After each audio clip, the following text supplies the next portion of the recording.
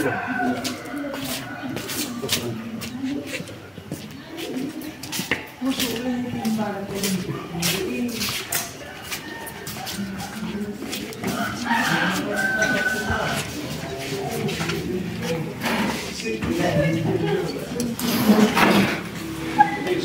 pagi.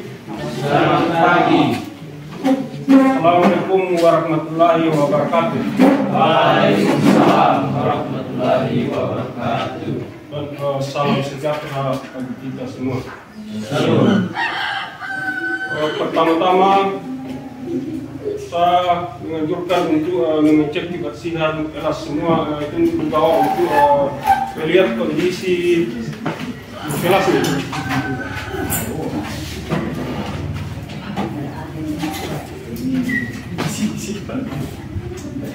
Oke, sudah bersih semua.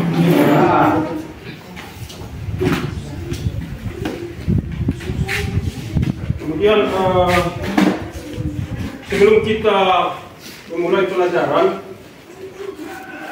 saya minta ketua kelas untuk memimpin kita dalam doa.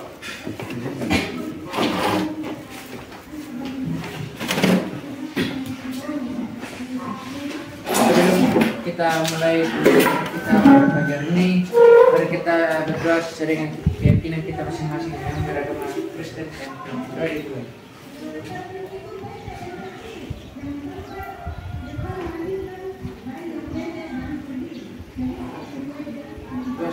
Selesai. Ya, terima kasih. Sebelum kita memulai pelajaran kita memberikan semangat. Segala sesuatu itu tanpa ada semangat, kita tidak dapat berhasil. Sebelum kita masuk di pembelajaran, kita harus memposisikan diri untuk semangat. Segala sesuatu apa yang dikerjakan, kita harus semangat. Ya. Untuk melakukan gerakan semangat, jadi kalian saya beri apa-apa, yaitu saya kasih apa-apa, yaitu SMK.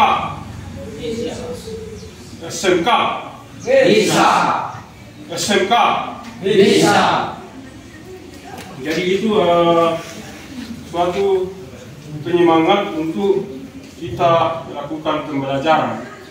Nah, sebelum kita masuk pembelajaran, Bapak mau mengecek kehadiran atau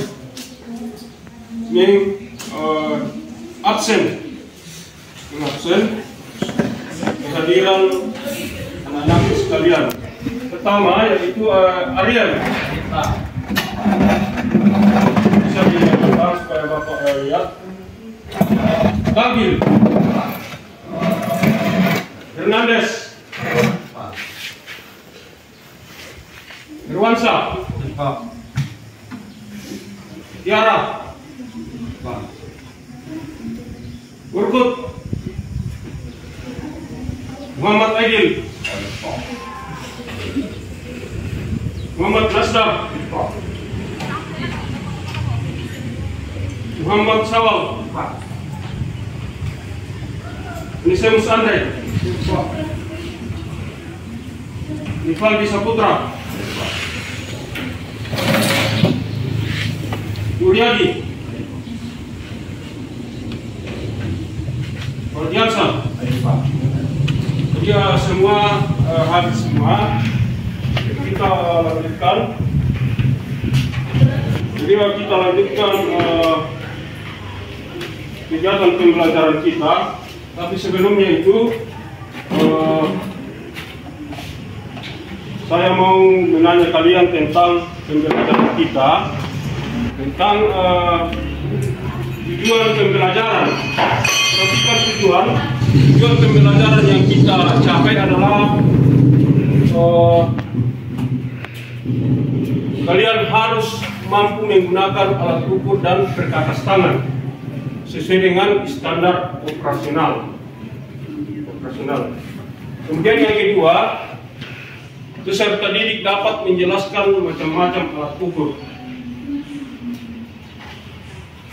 Sudah dijelaskan. Kemudian yang berikut, kalian dapat memahami penggunaan alat ukur dan perkakas tangan. Kemudian dapat melakukan pengoperasian atau cara penggunaan sebuah alat ukur. Kemudian prosedur alat ukur. Yang berikut, pertanyaan saya untuk gunakan apa kira-kira kalian pahami tentang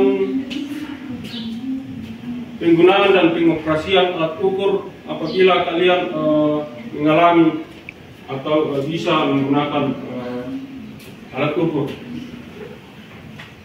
Otomatis kalian bisa senang dalam menggunakan peralatan alat ukur yang digunakan. Kemudian yang berikut, jadi kalian sudah paham tentang tujuan kita mempelajari alat ukur dan perkakas tangan. Sebelum kita masuk di kegiatan inti, Bapak mau menayangkan tentang materi yang kita tayangkan, baik berupa berbagai macam media, yaitu yang pertama adalah PowerPoint, kemudian video yang kita gunakan nanti untuk mengerjakan LK, kemudian link nanti Bapak kirimkan melalui HP untuk materi untuk menjawab LKPD. Jadi kita memaparkan dulu tentang kegiatan yang dilakukan, baik berupa alat-alat yang canggih berupa HP dan lain sebagainya. Yang pertama yaitu kerja bangku. Nah, kerja bangku itu kita menjelaskan tentang bagaimana cara melakukan perkakas tangan. Jadi kerja bangku ini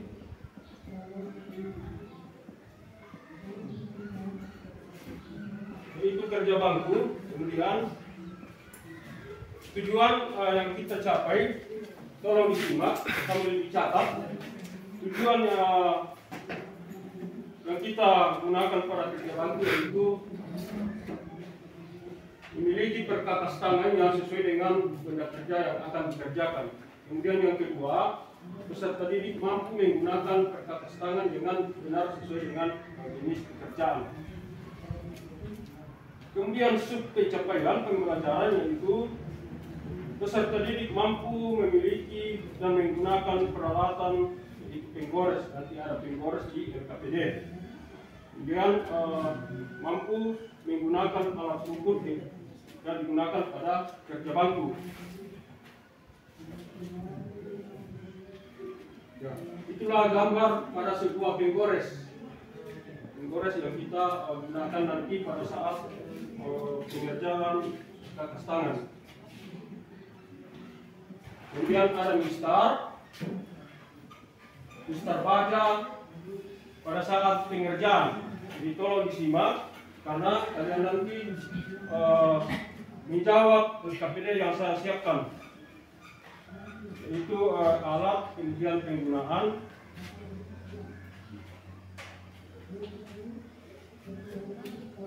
kemudian yang pertama yaitu penitik. Ada penitik, nanti kita jelaskan tentang bagaimana penggunaan penitik.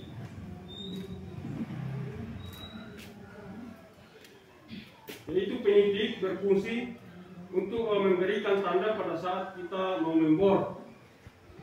Itu gambarnya. Kemudian ada cara pengerjaan pada sebuah penitik. Kemudian cara penggunaan.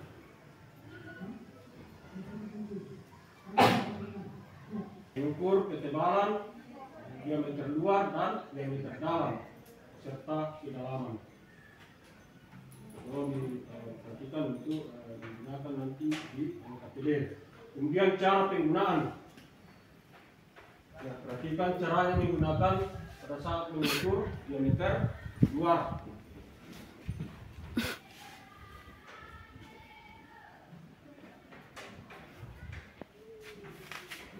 Ya. Kemudian bagian-bagian mikrometer.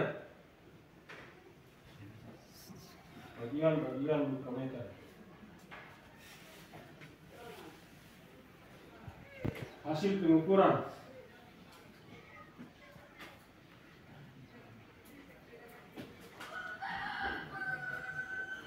Itu mengukur sebuah benda yang kita ukur dengan menggunakan mikrometer.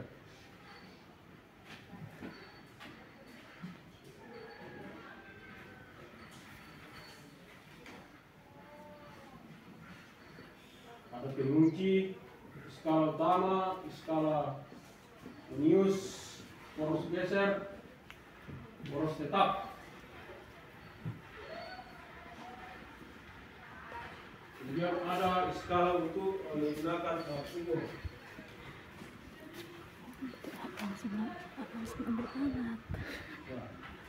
Itulah tentang pemaparan tentang alat ukur yang digunakan melalui PowerPoint. Jadi itu dikerjakan nanti. Sebelum kita mengerjakan LKPD, saya masih siapkan tentang penukaran video untuk jadi mendalami tentang pengukuran dan penggunaan perkakas tangan.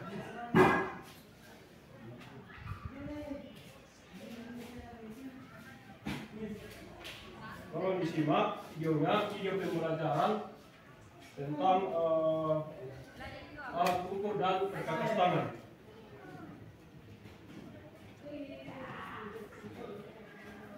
Tentang alat ukur dan perkakas tangan. Ini tolong disimak tentang pembelajaran penggunaan perkakas tangan. Itu salah satunya adalah mengikir. Tujuan mengikir ini adalah untuk menghaluskan komponen mesin. Untuk menghaluskan dan digunakan pada sebuah pengerjaan pada proses pembelajaran. Tolong disimak cara perkakas tangan. Itu salah satunya ini mengikir. Ini adalah perkakas tangan dan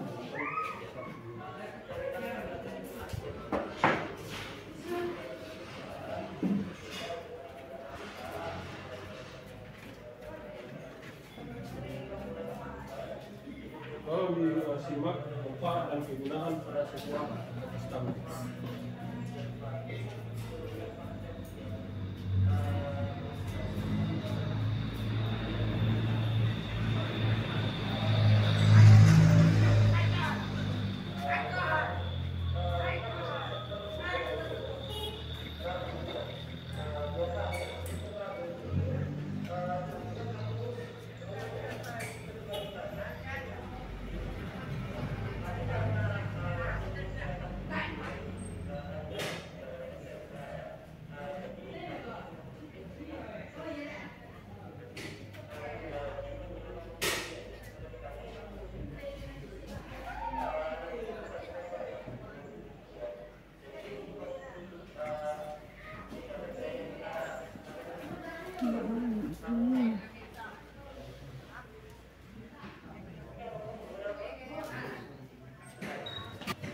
Mikrometer skrup adalah alat ukur. Kemudian kita masuk dengan alat ukur, yaitu mikrometer. Ketebalan benda yang dapat diukur dengan mikrometer itu terbatas. Seperti yang Anda lihat, mikrometer ini memiliki jangkauan pengukuran maksimal 25 mm. Salah satu yang membedakan mikrometer dengan alat ukur lainnya ada pada ketelitiannya yang mencapai 0,01 mm. Lalu bagaimana cara menggunakannya? Simak video berikut. Bagian mikrometer skrup. Frame adalah rangka utama mikrometer yang berbentuk C. Skala utama adalah skala pengukuran untuk menentukan nilai kasar suatu pengukuran. Skala Nonius adalah skala pengukuran untuk menentukan nilai desimal suatu pengukuran.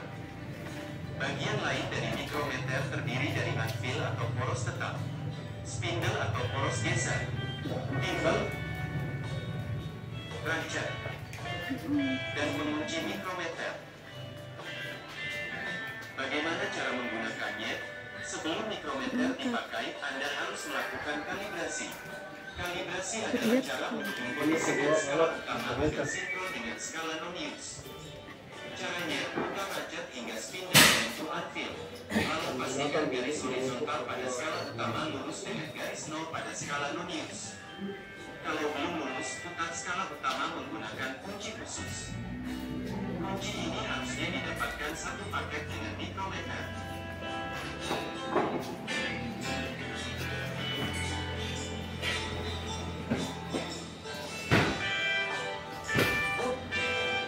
Apabila garisnya sudah lurus, Anda bisa gunakan mikrometer untuk mengukur.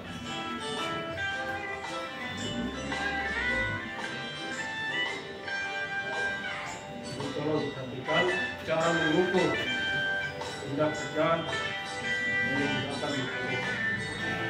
Objek yang akan diukur ditempelkan pada anvil.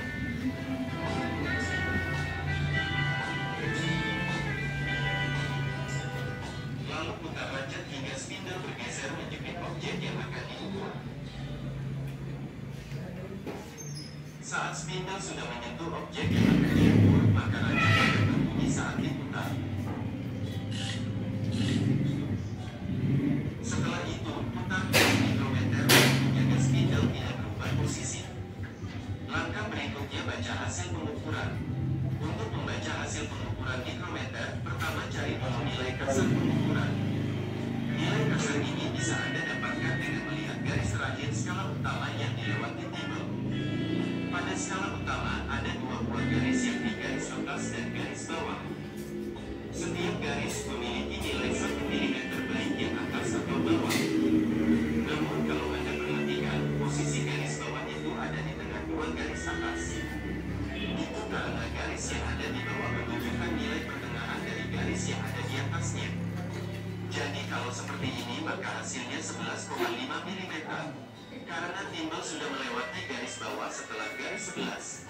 Selanjutnya mencari nilai desimal. Untuk mencarinya Anda perlu tahu tentang skala non-use.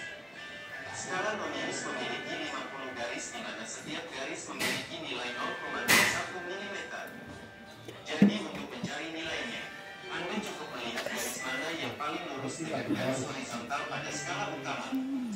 Pada pengukuran ini, garis yang paling lurus adalah garis 46, artinya nilai desimalnya 0,46 mm.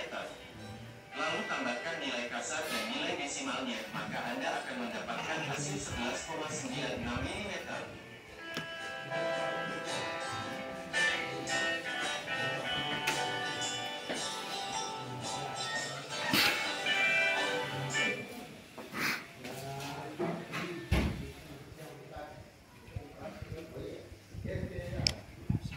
Ya, jadi itu alat peraga yang kalian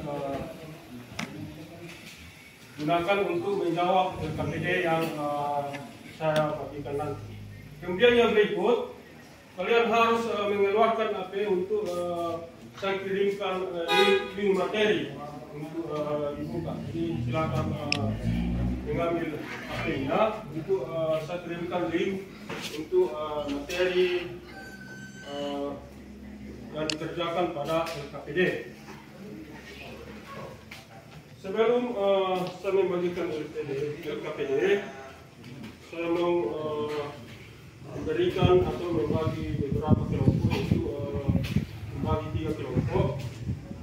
Itu saya membagikan LKPD untuk menjawab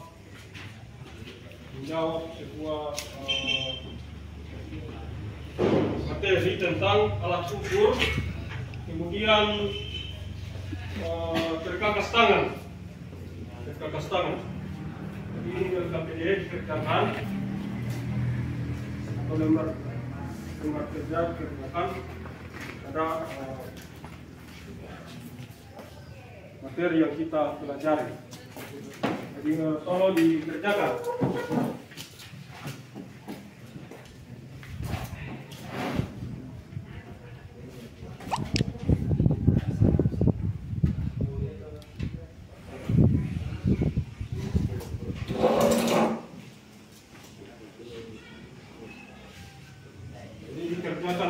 KPD-nya.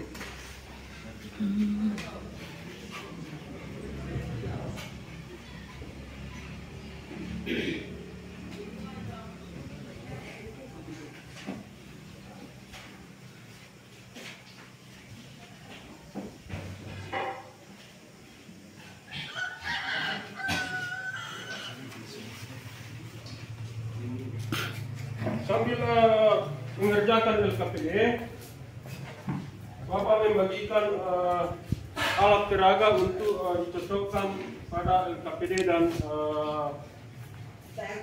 alat dan bentuk yang kita bisa amati. Pertama adalah alat ukur mikrometer.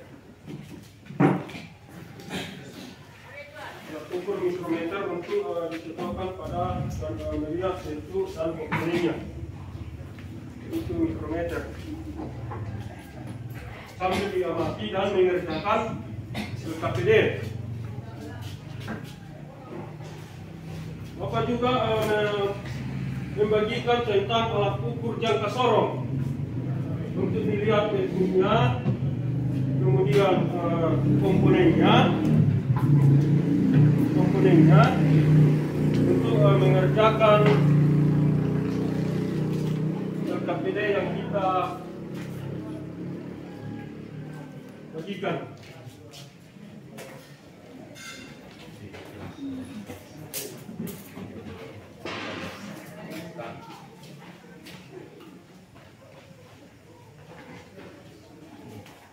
Jadi sambil dikerjakan melalui video, bentuknya, kemudian link untuk materi, kalian bisa mengerjakan LKPD.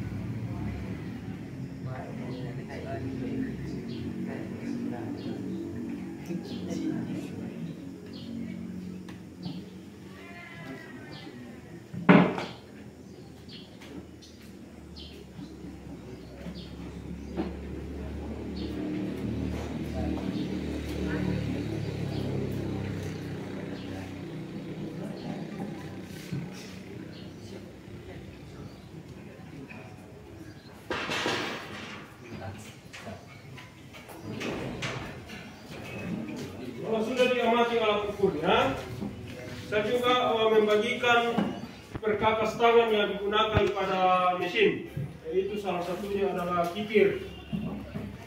Alat tangan atau perkakas tangan yang digunakan pada sebuah pembelajaran di dalam mengerjakan sebuah mesin. Semua perkakas tangan.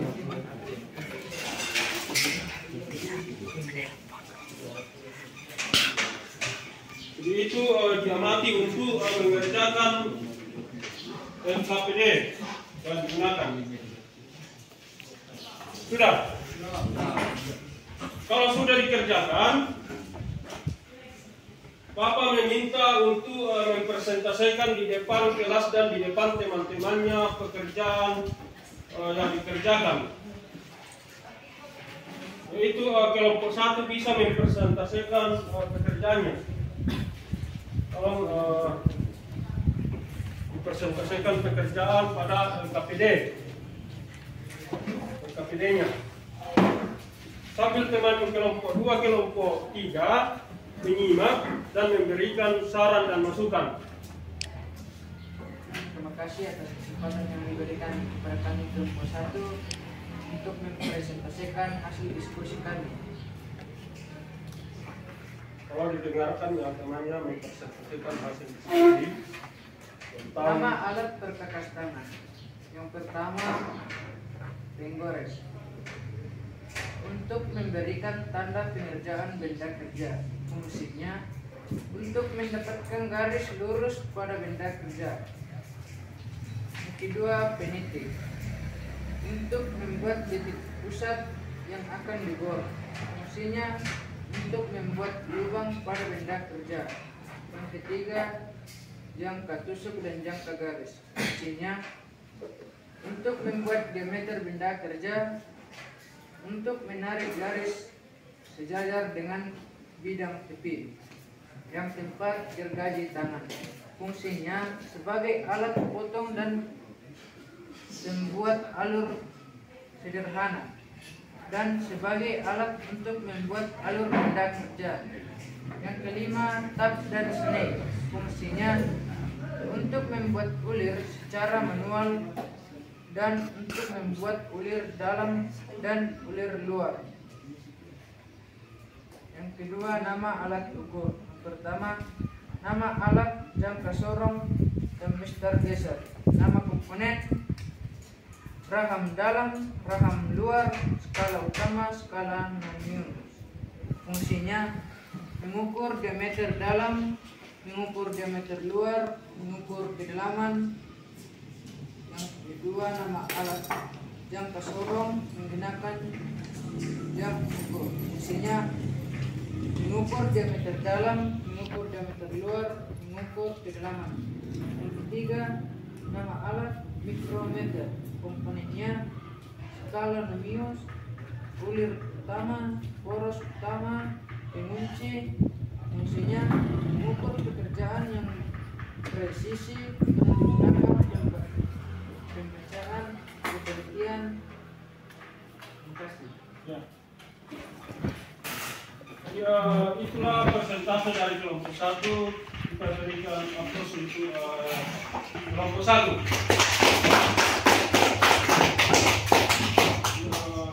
Kemudian saya persilakan mempresentasikan hasil diskusi pada kelompok 2 tentang alat ukur dan perkakas tangan yang digunakan. Silakan kelompok 2.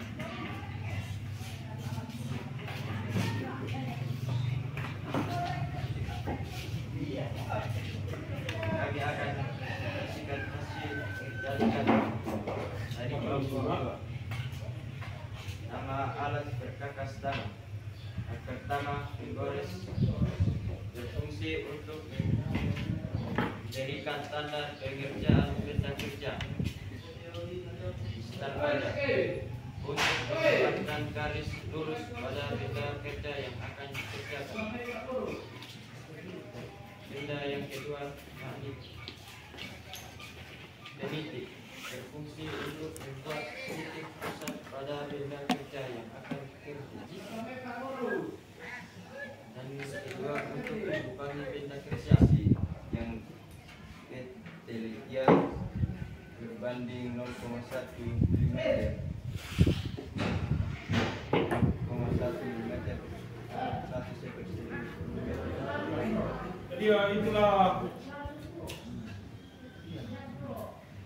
Jadi itulah hasil diskusi kelompok 3. Jawabannya sangat bagus dan memuaskan. Kita beri aplaus.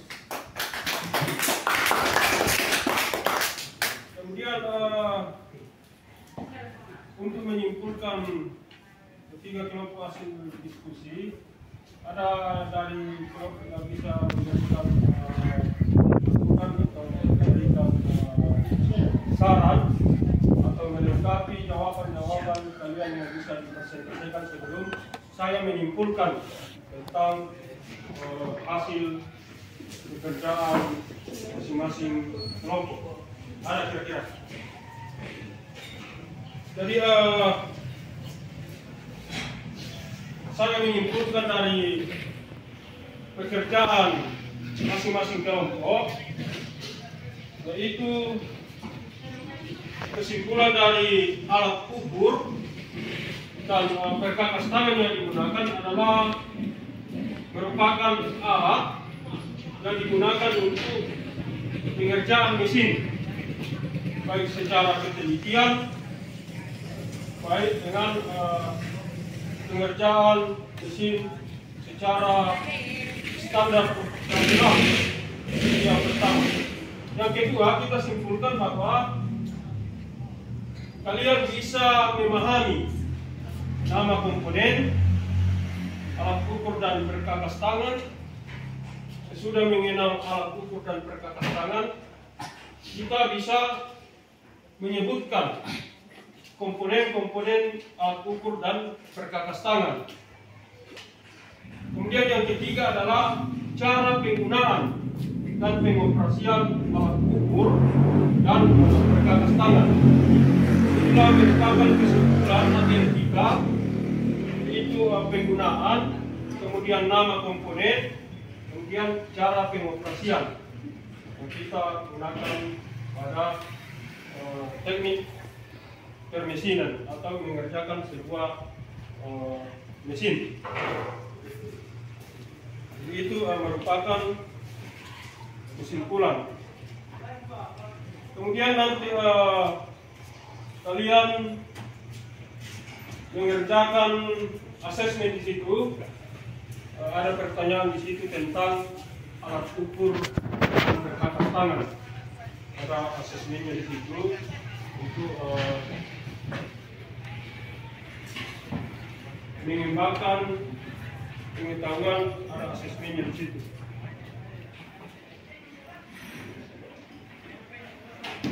Kemudian saya mengevaluasi kegiatan pembelajaran ini tentang alat ukur setelah kalian bisa memahami berdasarkan pengamatan saya tentang hasil diskusi.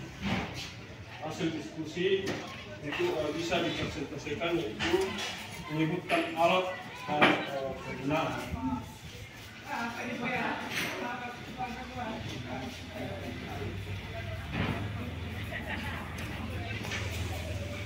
Jadi sebelum kita menutup pembelajaran ini, saya memberikan kesempatan pada kalian untuk bertanya kalau belum ada yang dipahami dan belum ada yang mengerti tentang alat ukur dan perkakas tangan. Ada yang mau ditanyakan kira-kira tentang alat ukur dan perkakas tangan?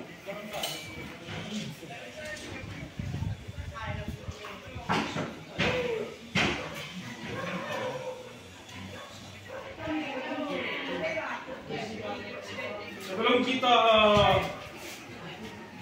menyelesaikan pembelajaran ini, saya bagikan lembaran kerja untuk refleksi kalian untuk menilai saya tentang kegiatan pembelajaran ini. Nanti dicek berupa penilaian atau penilaian yang kalian lakukan tentang penilaian terhadap cara pembelajaran kita pada saat ini. Nah, bisa nanti kita analisis dan kembangkan bagaimana perubahan untuk bisa lebih meningkatkan kalian di dalam proses belajar mengajar. Jadi ada refleksi penilaian kalian tentang media pembelajaran, kemudian saya menggunakan pembelajaran dan membawakan materi, sehingga kita bisa nanti angkat sebagai TTK untuk bisa mengembangkan kalian di dalam proses pembelajaran. Jika ada koreksi diri dari kami untuk bisa dikembangkan.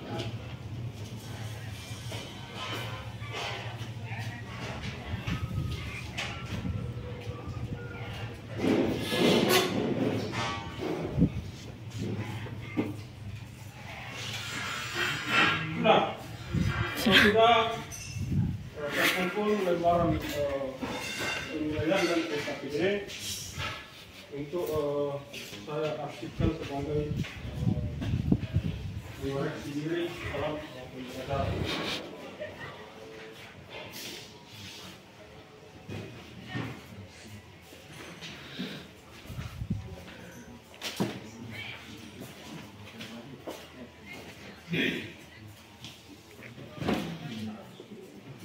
Jadi sebelum kita menutup pembelajaran ini, saya mengucapkan banyak terima kasih perhatian dan mengucapkan salam untuk salam penutup tentang kegiatan pembelajaran.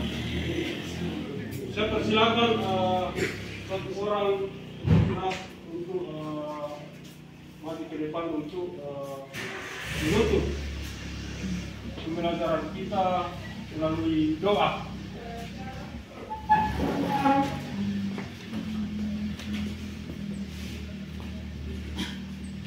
Kita tutup pelajaran kita pada pagi hari ini, kita berdoa. Doa dimulai.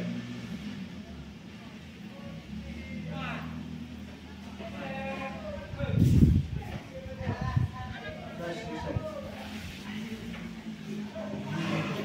Tadi itu sampai sini kegiatan pembelajaran kita. Mudah-mudahan ini bisa bermanfaat, bisa memberikan pembelajaran dan ilmu.